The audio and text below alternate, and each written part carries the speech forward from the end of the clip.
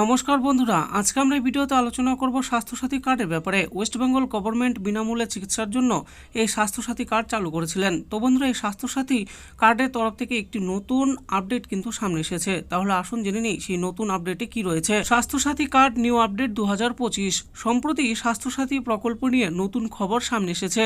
সরকারের তরফ থেকে স্বাস্থ্যসাথী প্রকল্পের বরাদ্দতে পরিবহন ভাড়া ব্যবস্থাপনাকে এক ধাক্কায় 2 গুণ টাকা কমতি হলো। এই স্বাস্থ্যসাথী প্রকল্প আসলে কি, এর সুবিধাগুলো কি রয়েছে, কেন সরকার এমন সিদ্ধান্ত নিয়েছেন, এই বিস্তারিত বিষয়গুলো নিয়ে আজকের ভিডিওতে বিস্তারিত আলোচনা করা হলো। আসুন এই বিষয়ে বিস্তারিত জেনে নেওয়া যাক। স্বাস্থ্যসাথী প্রকল্প কি? পশ্চিমবঙ্গ সরকারের পরিচালিত একটি প্রকল্প হলো স্বাস্থ্যসাথী প্রকল্প। প্রতি পরিবার প্রতি বছর 5 লক্ষ টাকা পর্যন্ত স্বাস্থ্য বীমা হিসেবে পেয়ে থাকেন। এই টাকা কোনো পরিবারকে নগদ দেওয়া হয় না। যদি পরিবারের কোনো সদস্য হাসপাতালে চিকিৎসাধীন অবস্থায় থাকে তাহলে হাসপাতালে চিকিৎসা বিনামূল্যে দেওয়া হয়। পরে সংশ্লিষ্ট হাসপাতাল কর্তৃপক্ষকে সরকারের তরফ থেকে বিমার টাকা দেওয়া হয়। স্বাস্থ্যসাথী প্রকল্পের বরাদ্দ টাকা কত? সরকারের তরফ থেকে প্রতি বছর পরিবার পিছু 5 লক্ষ টাকা পর্যন্ত দেওয়া হয়।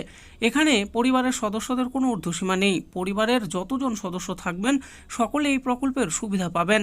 হাসপাতালে চিকিৎসাধীন থাকাকালীন বিভিন্ন প্যাথোলজি টেস্ট এবং ওষুধপত্র বিনামূল্যে দেওয়া হবে। এমনকি চিকিৎসা করানোর পরে বাড়ি ফেরার গাড়ি ভাড়া হিসাবে 600 টাকা দেওয়া হতো আগে, কিন্তু সম্প্রতি এই টাকা কমিয়ে দেওয়া হয়েছে। স্বাস্থ্যসাথী প্রকল্পের বরাদ্দ টাকা কত কমানো হয়েছে? সরকার শুধুমাত্র পরিবহন বরাদ্দ 2 গুণ কমানো হয়েছে। সরকার আগে যেখানে গাড়ি ভাড়া হিসেবে রোগীর পরিবারকে 600 টাকা দেওয়া হতো, মাঝখানে 400 টাকা দেওয়া হতো, এখন সেটি 200 টাকা করা হয়েছে। কেন পরিবহনের টাকা কমানো হলো? স্বাস্থ্যসাথী প্রকল্পের পরিবহন টাকা কমানোর কারণ হলো রোগীদের পরিবারের তরফ থেকে অভিযোগ উঠেছিল সম্প্রতি সরকারের তরফ থেকে 400 টাকা দেওয়া হলেও আগে থেকেই প্রশাসনিক খরচ হিসাবে 200 টাকা কেটে নেওয়া হচ্ছে।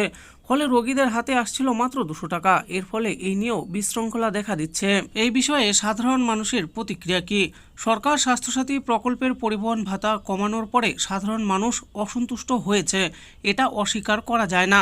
সরকারি তরফ থেকে বলা হচ্ছে যে স্বাস্থ্যসাথী প্রকল্পের আর্থিক সাশ্রয়ের জন্যই এরকম ব্যবস্থা করা হয়েছে, যাতে চিকিৎসার পর বাড়ি ফেরার ক্ষেত্রে পরিবহন ভাতা নিয়ে বাড়তি চাপ সৃষ্টি হয়েছে রোগীদের উপর। সরকার এই নিয়ে ভবিষ্যতে কোনো পদক্ষেপ নেয় কিনা সেটাই দেখার।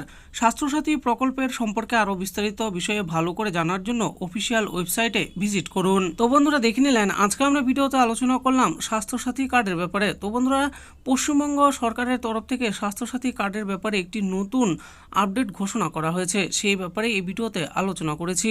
তো পশ্চিমবঙ্গ গভর্নমেন্ট কি বলেছে এই স্বাস্থ্যসাথী কার্ডের ব্যাপারে সেটা আপনারা ভালো করে দেখে নেবেন।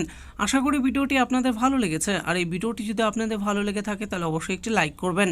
আরও এরকম নিত্য নতুন স্কিম ও আপডেট সম্পর্কে জানার জন্য আমাদের এই চ্যানেল বাংলার স্কিম চ্যানেলটিকে অবশ্যই সাবস্ক্রাইব করবেন। আর এই ভিডিওটি দেখার জন্য আপনাদের সকলকেই অসংখ্য ধন্যবাদ।